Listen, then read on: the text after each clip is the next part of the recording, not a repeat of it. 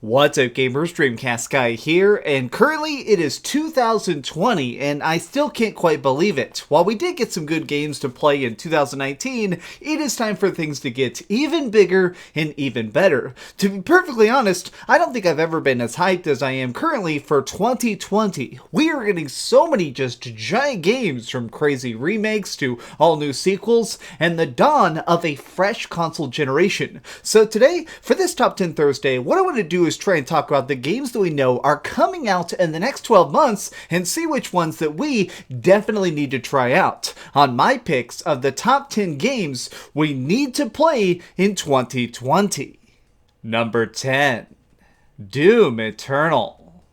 So throughout this list, you're of course going to see games of different genres and types, but this one stands out in my mind because I've been lucky enough to have already played a lot of Doom Eternal. At QuakeCon last year, I got to sit down and play a pretty decent chunk of a demo that let me rip and tear, and I gotta be frank, it is fantastic. It is a gory freaking masterpiece that's faster, it's more fluid, and it is just way more fun. I think that Doom Eternal really manages to capitalize on its predecessor, the original Doom 2016, because it's a big amplification. It's more guns, it's more verticality, and it's more reasons to just love being the Doom Slayer.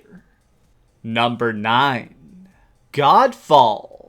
There are an absolute ton of projects that are rumored to be coming out for the PlayStation 5 and the next Xbox, but this is one of the first ones that's been fully freaking confirmed. And while I can't show you too much of the trailer because Sony will definitely copy strike this video, I have to say that even the tiny tease we got is incredibly tasty. They've said that this is going to be a slasher looter, so think of it as like Borderlands with swords, and I get very interested in that concept because I feel like not a lot of people have done it. I'm hoping that it sort of feels a little bit like Diablo meets Devil May Cry, something that allows us to play through dungeons, get cool upgrades, and constantly see bigger and flashier visuals. The next generation certainly gets me very, very hyped, but stuff like this, it's the reason I'm very, very interested in 2020. What is this game going to play like? What is it going to be? And are we going to be hunting down gods themselves? No matter what, I am definitely on board.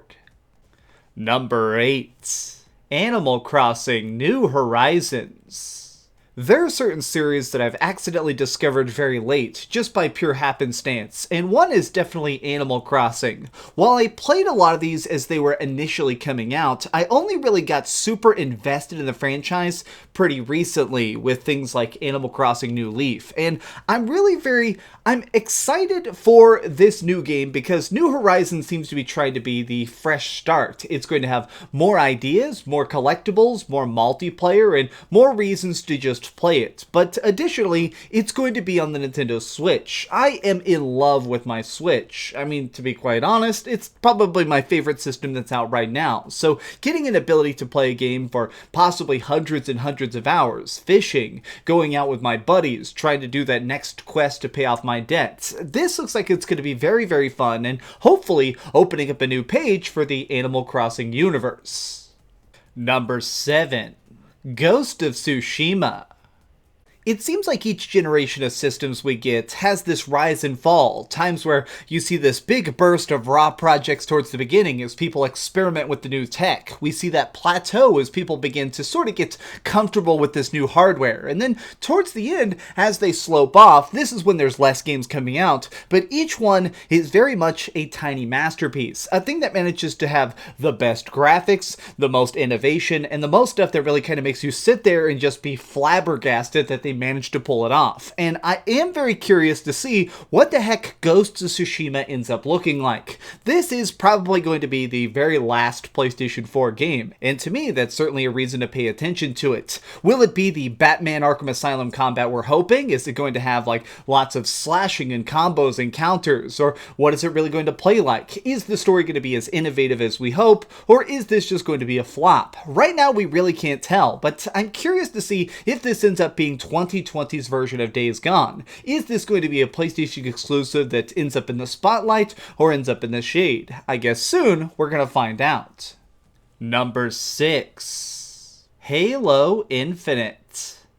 When it comes to the topic of tight shooters that are incredibly addictive to play, I think that a lot of us can agree that Halo is something that is very, very unique. These are space shooters that allow you to pick up alien weapons and blast each other, and I've really kind of been fascinated that over the course of the last couple months, there's been a huge explosion of the Halo games because of their release on Steam. People are kind of rediscovering these games and what made them so freaking standalone back in the day. I'm thinking that Halo Infinite, I think that this is perhaps going to be a reinvention of the core concepts, bringing back Master Chief, centering it again on just one giant set of evil bad guys. I'm really excited for what we could see in Halo Infinite, and while they are still being pretty quiet on the details themselves, they have said that it's going to be something that's coming out for the new Xbox and hopefully brings in a lot of fresh blood. It gives us a lot of new reasons to love the Chief, and I'm definitely going to be there day freaking one, and I'm hoping that we get to see some sort of beta or something. That way a lot of us can really sit down and pick up a controller and see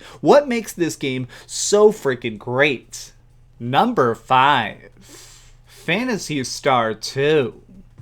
Okay, so this entry is going to be a little bit strange because while the other games that we're talking about today fill me with so much brightness and joy, I think that I'm almost a little bit aggravated about Phantasy Star 2 because this is a series that's very close to my heart. I've actually been playing the online series for years and years and years, from Dreamcast to the really fun one on PSP that drains your batteries in 10 minutes. These games are spectacular, and I've always been a little bit aggravated because Phantasy Star 2 actually came out in Japan like 8 years ago, and Sega refused to translate it into English. It was one of those things that constantly aggravated me because I just wanted to try it. I kept seeing all these really giant, cool, explosive gameplay videos coming out in Japan, and never once did we get a chance to try it, when randomly they announced that this year we can finally freaking log in. We're going to be able to actually go out there, make some friends, go on adventures, and experience this game for all it's worth. I am so freaking hyped to finally play it. I normally like to have like one big main online game I play each year, the one thing that I want to get incredibly invested in and put like 1,000 hours into, and this, I think, is going to be it. Number 4. Resident Evil 3 Remake.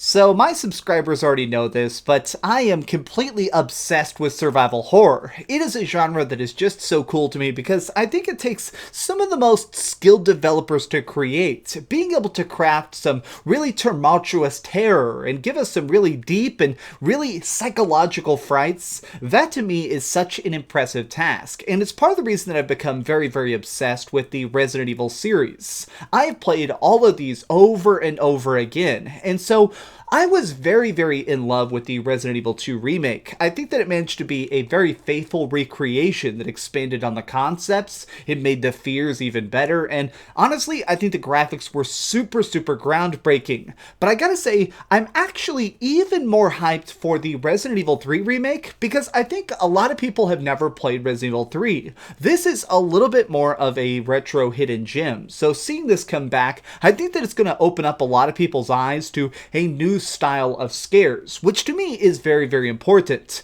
Nemesis as a bad guy is a lot quicker, he's a lot smarter, he is going to kill a lot of players, and to me that is a big freaking deal. More than that though, I'm excited to see what changes they make. There were a lot of things that were very interestingly tooled around with in the Resident Evil 2 remake that, seeing what they do with RE3, there is a lot of doors that are currently open. We know that it's going to have a big multiplayer mode that allows you to play like a Left 4 Dead style zombies versus humans game type, but more than that, we've also heard some stuff that there could be some other pretty big reveals in this thing. I'm definitely going to be playing it, I'm definitely going to be loving it, and now it's just kind of a matter of waiting till April to freaking pick it up. Number 3. Last of Us Part 2.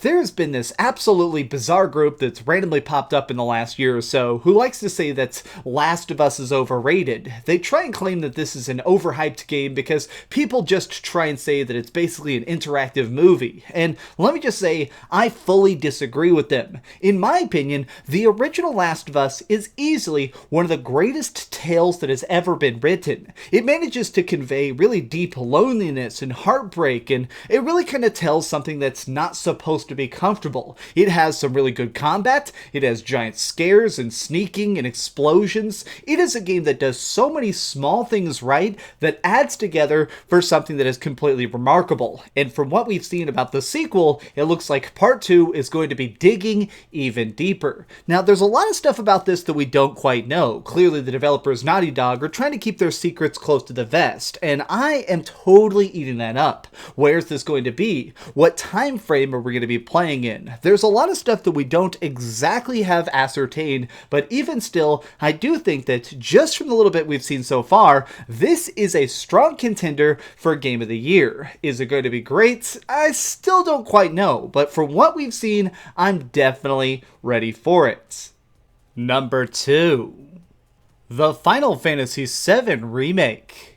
I want to show you something from my collection real quick. This is the original 1997 strategy guide for FF7. It's something that I actually picked up long ago when I've basically kept it with me now for over 20 years. And the reason why is because Final Fantasy VII, to be perfectly honest, I think it's the reason I'm a YouTuber today.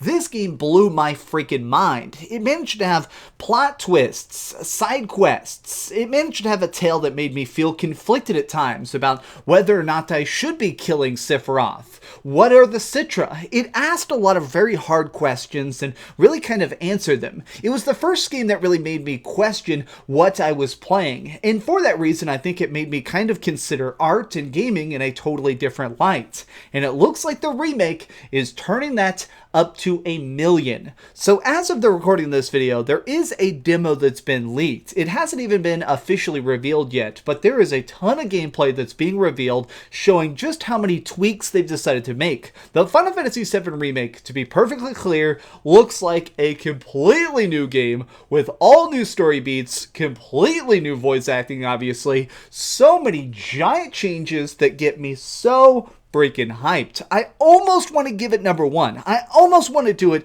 but I do think that there's one game that just manages to be a little bit more revolutionary, and in that case, important. Number 1. Cyberpunk 2077.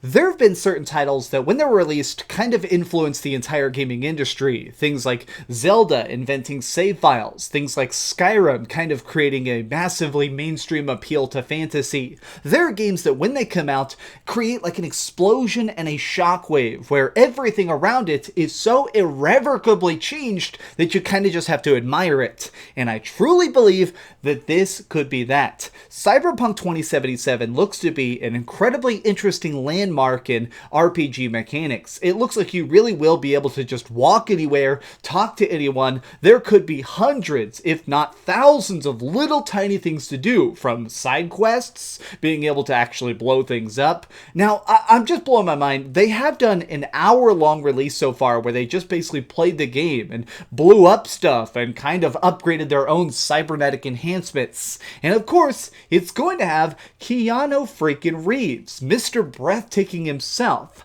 I am losing it because this is coming out in about 100 days. I'm going to be playing it, I'm definitely going to be loving it, and I think that it's going to be the one game that makes people kind of address what's coming up next. CD Projekt Red is just obviously a fantastic developer, and they've really kind of proved that they're able to take really intricate source material and transfer it into a new style of art. This could be one of the biggest and craziest games ever made, and for that reason, I'm giving it my pick as the top game that we all gotta play in 2020. Did your favorite game not make the list? Got an idea for a future top 10? Leave it in the comments down below. If you enjoyed this video, please give it a thumbs up, share with your friends, and subscribe if you haven't already. But do me the biggest favor of all and keep dreaming. Oh my gosh. Writing this video was actually a little bit hard because there are just so many different styles of things I want to play. If there's something I didn't mention here, I promise I'm probably still excited for it, like Dragon Ball Z Kakarot. There was just not enough room for everything, and to me, that is a great freaking sign.